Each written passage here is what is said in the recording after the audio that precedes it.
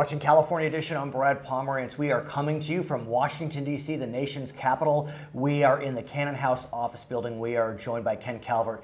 He's a member of the United States Congress representing significant portions of the Inland Empire. And sir, in 1996, it's hard to deny that you were a trailblazer. You submitted a bill that focused on what's known as E-Verify. What exactly is E-Verify for our viewers?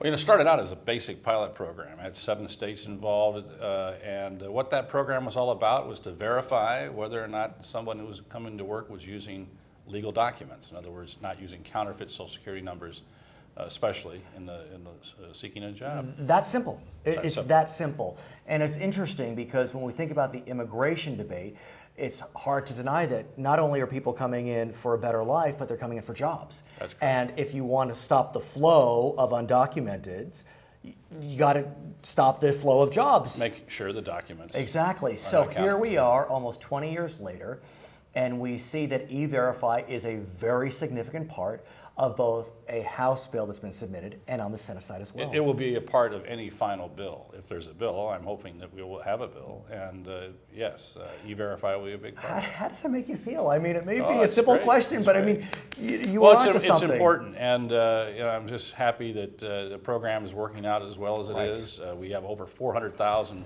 or 425,000 voluntary employers now, millions and millions of employees. Right. It's 99% effective. That's pretty good for government work. And, no doubt, no doubt. And I understand that there will be a cost to implement E-Verify nationwide, but the bill sets for the funds that are needed. There will be a phase-in.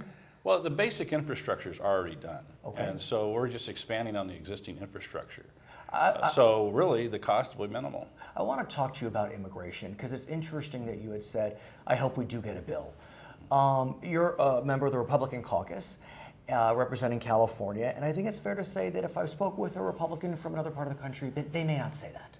Well, there'll be some. I think there's many that do want to face up to this issue. We have to face up to it. We have a need for guest labor in the United States. We have a number of people that are here undocumented, as you said, that we need to address. We also need to make sure that people.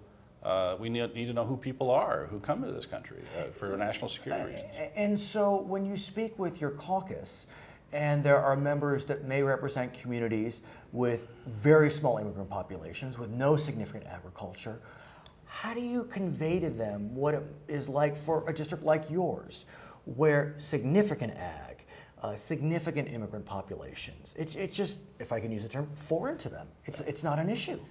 Well, that's going to be a challenge, but I think we're up to it. I think that there's a recognition that we've kicked this can down the road about as far as we can. We're going to have to deal with it. Is the House up to it, though?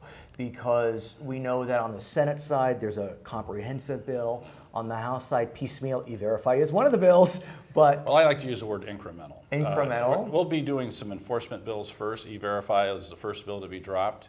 The legal workforce bill. It is co-sponsored by a number of people from various parts of the country.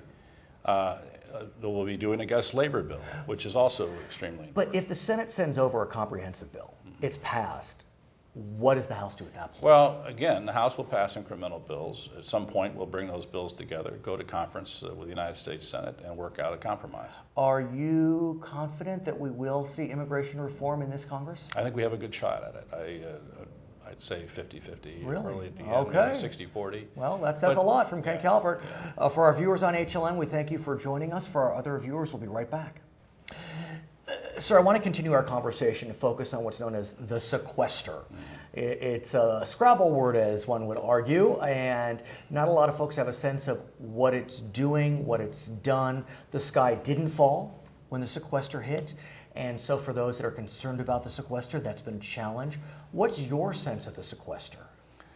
It's a challenge. Obviously, I serve on the Defense Appropriations Committee. So you know. We're having some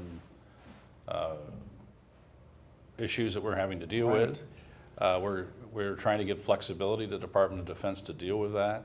It's a challenge. Let me ask you about flexibility, because flexibility was given to the meat inspectors. It was given to the FAA. Right. And so what some Americans are saying is, Why those two agencies? Why not the defense industry? Well, we did do that. When we passed the continuing resolution, Right.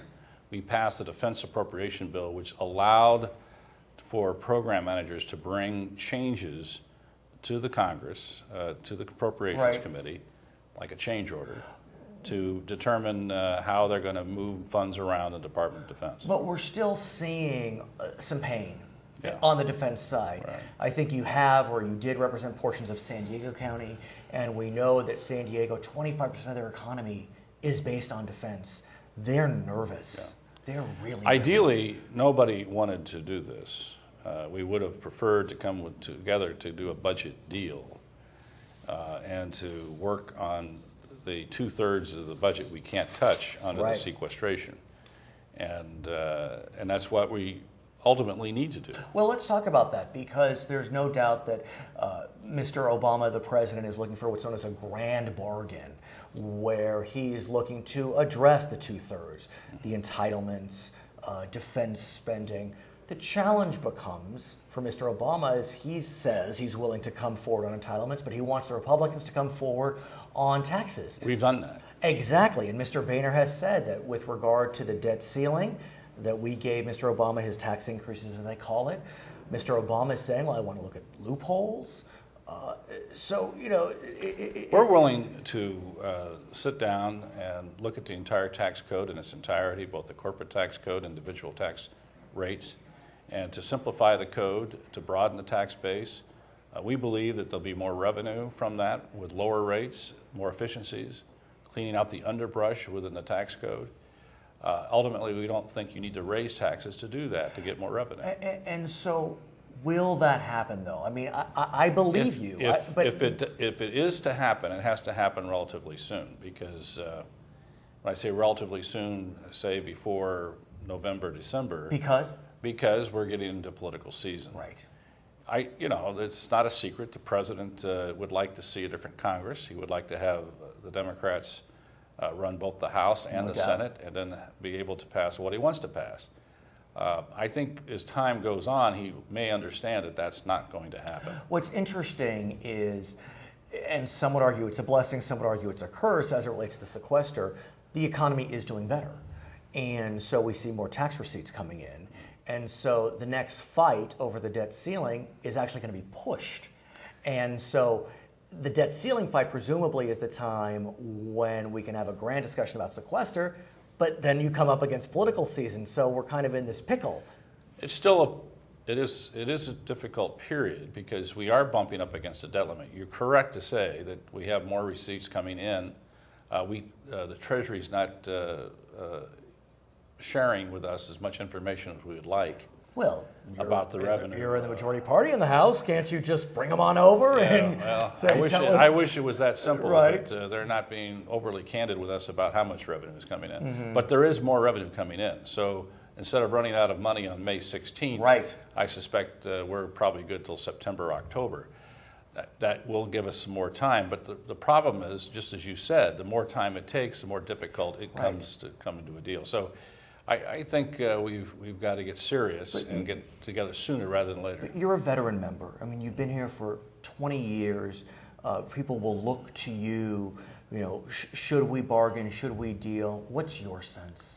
We're not going to deal on rates because we've already done that. We've already raised taxes. Taxes are off the table. We will deal on deductions and lowering the number of deductions, cleaning up the tax code, cleaning up the corporate tax rates, changing the corporate tax rate system, where going from a territorial system to a territorial system where people can repatriate that money. There's over $1 trillion overseas that can be brought into the United States. That would do a lot to employ a lot of people. To be continued. His name is Ken Calvert. He is a member of the United States Congress representing significant portions of the Inland Empire. My name is Brad Pomerance. This is California Edition.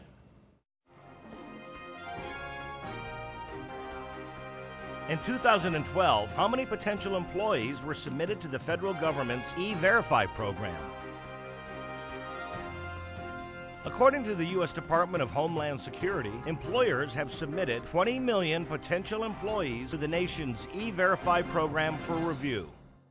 Welcome. My name is Brad Pomerance. We are coming to you from the nation's capital. We are in the Cannon House office building, and we are joined by Kurt Schrader. He is a member of Congress from the state of Oregon. Sir, thank you for joining us. You bet. We appreciate it. I want to speak with you about what's known as the sequester.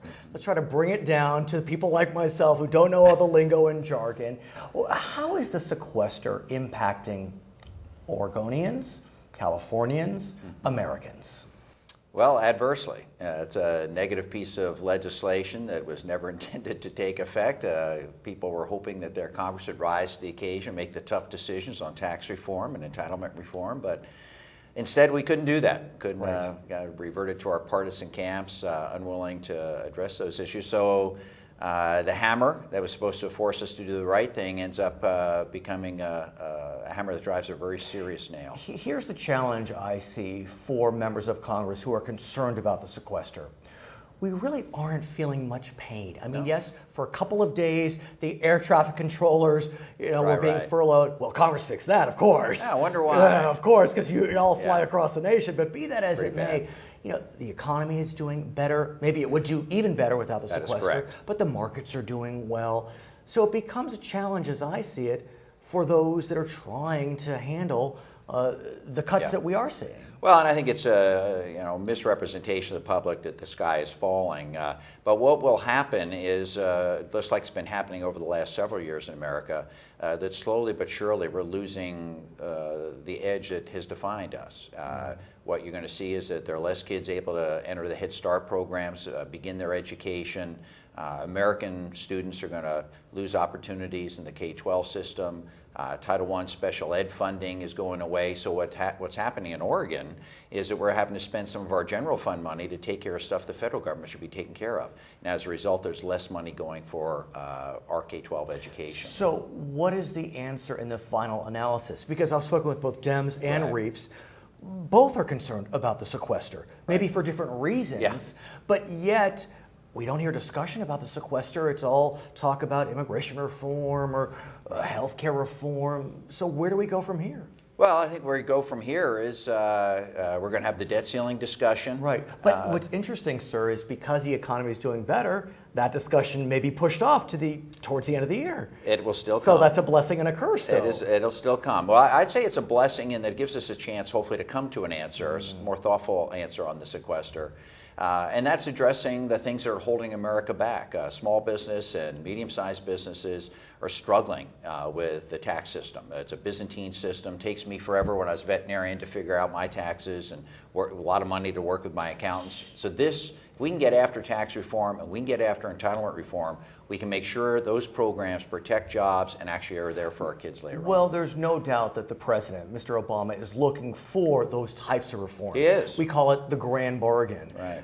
The challenge, though, is that in order for Mr. Obama to be able to enter into a grand bargain, he's looking for some Republican movement on taxes, loopholes, whatever it may be. But what Mr. Boehner is saying, the speaker, is, look, we gave you your tax increase in December with regard to the debt ceiling debate. We're not moving anymore. Well, he didn't really. What he did was get us back to a Bowles-Simpson baseline. There's a lot of us, I've talked about Simpson-Bowles President's Debt Commission. Yes. Why bipartisan support actually passed the committee with a majority vote, not a supermajority, so it did not take effect.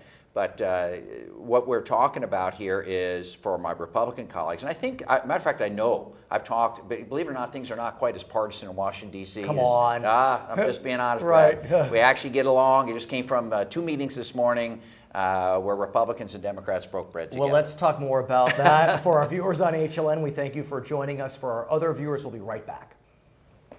So, sir, you talk about breaking bread, and I know that at least on the Senate side, folks are breaking bread between parties on the question of immigration reform. Yep. And so I want to. It's also happening on the House side. As you know, there's a group of 8 on the House side, Democrats and Republicans. I just saw rural Labrador the other day, congratulated him, Republican from Idaho, on his work on immigration reform. Luis Gutierrez from Illinois, Democrat, his work on it. It's happening. But as we speak today, we see a comprehensive effort in the Senate In the House, we see piecemeal bills being submitted. E-Verify, guest worker. Not just the House Republican mantra right now. Reading something that's more than 40 pages is difficult, apparently, these days. I didn't say it. But I think at the end of the day, if we have a good, overwhelming bipartisan vote from the Senate, that'll put a lot of pressure on the House to do the right thing. I do want to ask you, though, about Oregon, about your district, about what your constituents are saying. You represent rural areas, Right. suburban areas. Right. What are your voters? This is not urban California. This is not the border of Texas. Nope. What are they saying about immigration reform? I think we're getting overwhelming support, except for a few right-wing extremists, for immigration reform. Why? Well, frankly, it's part of the fabric of our state. We'd lose 90,000 jobs, $17 million in our economic activity in Oregon if we were to deport all these guys, if we could deport all these guys tomorrow. So people in Oregon understand, whoa, they're critical for American jobs, they're critical for the Oregon economy, whether you're in agriculture, hotel, business, whether you're concerned about human rights abuses. The system's terribly broken that way. Spouses separated for 15, 20 years, not being able to get together. Labor groups wanting to organize these new workers and finding legal means to do so. There's a lot of alliances that are being built now that were not there just 5, 6 years ago. So are these alliances between labor, immigrant reform groups, and the business community? Because, look, you can paint this as a left-wing cause, but in business, this is a business issue at the end of the day. We need, I think, my farming community is overwhelmingly in favor of this. The bill, the current comprehensive bill the Senate's come up with, got rave reviews back home. The Hispanic groups, who are largely going to be affected by this, rave reviews because of the comprehensive nature and the pathway to citizenship. What do you say to your Republican colleagues when you're breaking bread, who may represent districts with very low immigrant communities, very low ag, and so what their constituents are saying is, why should we let these people in? They crossed the border illegally. This is amnesty. Because in the final analysis, to get a bill out of the House, you'll need Republican support. Well, I know we've already gotten Republican support this Congress on many different issues we could not get support on last Congress. I'd look to the original debt ceiling discussion, the No Budget, No Pay, the Violence Against Women Act, the continuing resolution to keep our government running, all passed with Democrat and Republican votes. This is different. There are going to be those extremists on the far right. They're going to be anti this, from the beginning. We leave them behind. They're out of step with where America is. I want to ask you about healthcare reform. You were a vet, as you said, yeah. So you know a bit about healthcare. I maybe do. For the felines and the canines, but it's all good. Equine, too. Equine, of course. I do want to get a sense what Oregonians are saying about the Affordable Care Act. Some excitement, nervousness? I think mostly, well, both of those, excitement and nervousness. Oregon's, of course, in the vanguard of trying to make this system work. Actually, we were doing Affordable Care Act before it was popular, before a bill came out.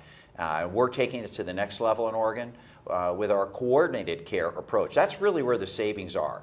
There's a lot more savings in the bill than the bill gets credit for on the prevention side, the healthy lifestyle side, and now in this coordinated care that will make sure Brad doesn't go in to see a different doctor each time and recreate the same bloody test at the end of the day. At the same time, Oregon is one of the states that's adopting the exchange system and accepting the Medicaid expansion. So is Oregon ready? I mean, the exchanges, though, that's a big deal. I mean, it's a big bureaucracy. I don't mean that pejoratively, but that is a fact. Well, no, and I've talked with Rocky King and his folks that are actually Who is he? He's actually in charge of the development of healthcare exchanges, and he feels they're meeting their timelines. There's going to be problems. There's no doubt about it. This is a huge, huge endeavor. There's going to have to be a huge outreach to educate small business men and women who are eligible for this, by the way. Listen to that. Right. Small business men and women are eligible, but are they, and individuals. But small business is most nervous, as I understand it. Which is silly because they're, number one, don't have to, if you're under 50 employees, which most small businesses are, the bill doesn't even apply to them. As a matter of fact, they get to go to these exchanges and leverage that collective membership to actually drive down the rates of health care. Are your constituents hearing that? No, and that's the big education piece that I'm trying to do, and hopefully the exchanges will start to get out. I think it's going to be a huge help over the long haul. We'll see how it works. His name is Kurt Schrader, a member of the US Congress from the state of Oregon. I'm Brad Pomerance. Thank you for watching.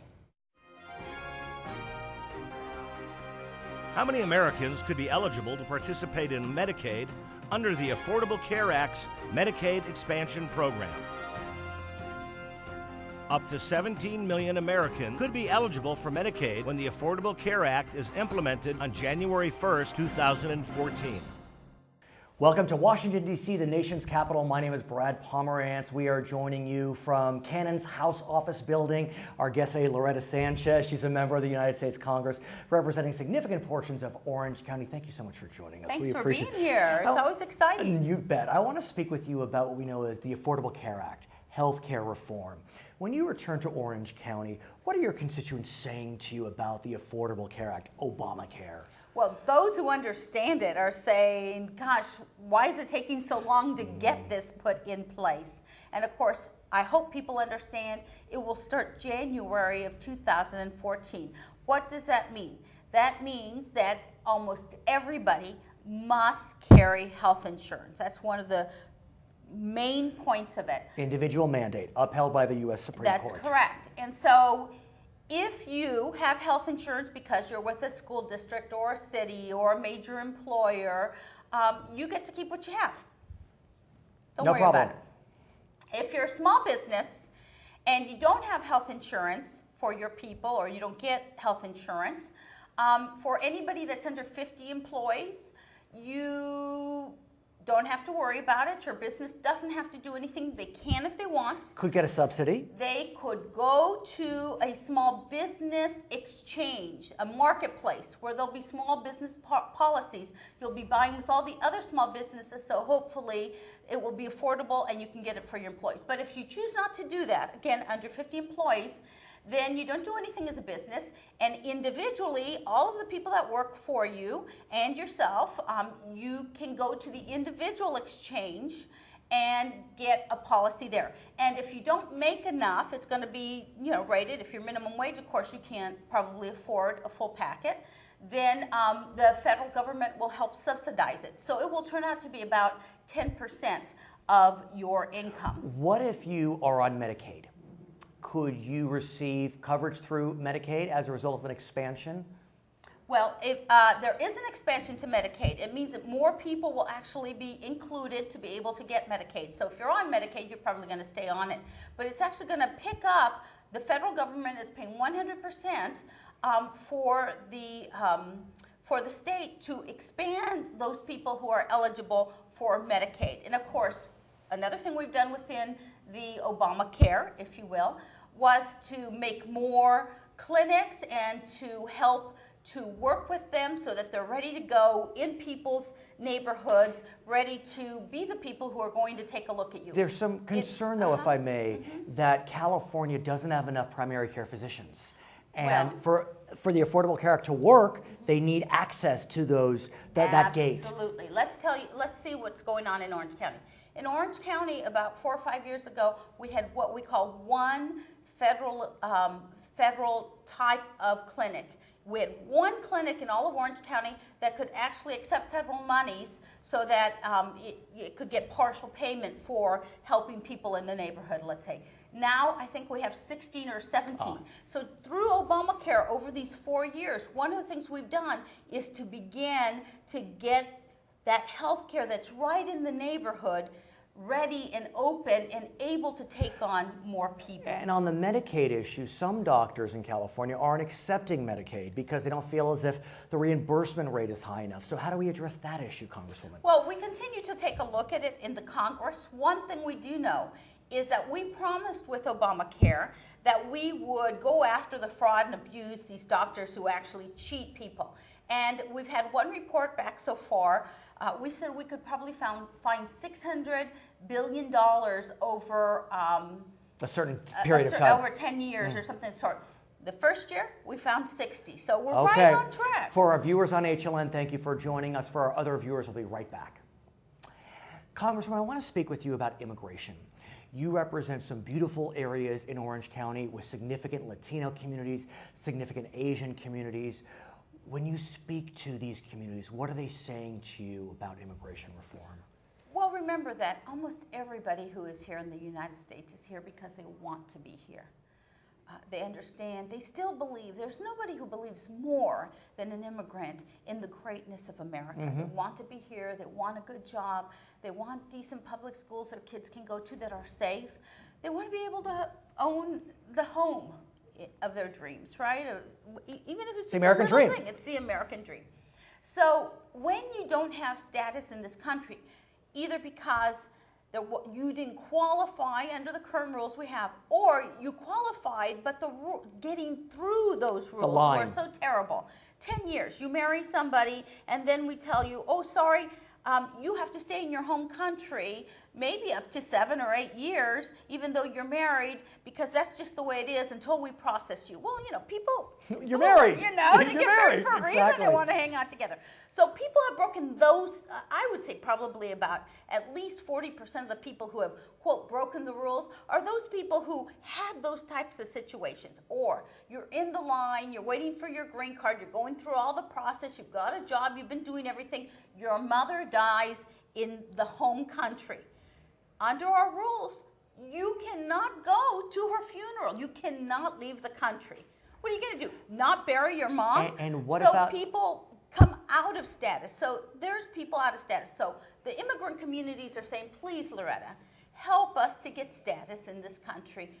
We work, we pay our taxes. 78% of immigrants with ID numbers, undocumented, are actually paying their taxes, their income taxes, they file, etc. There are deacons at our church. There are Little League coaches. There are brownie moms. I have to ask you about the deacons, because for many years we didn't see the deacons, metaphorically speaking out about immigration reform. Has the faith community, in your mind, come together on the issue of immigration reform?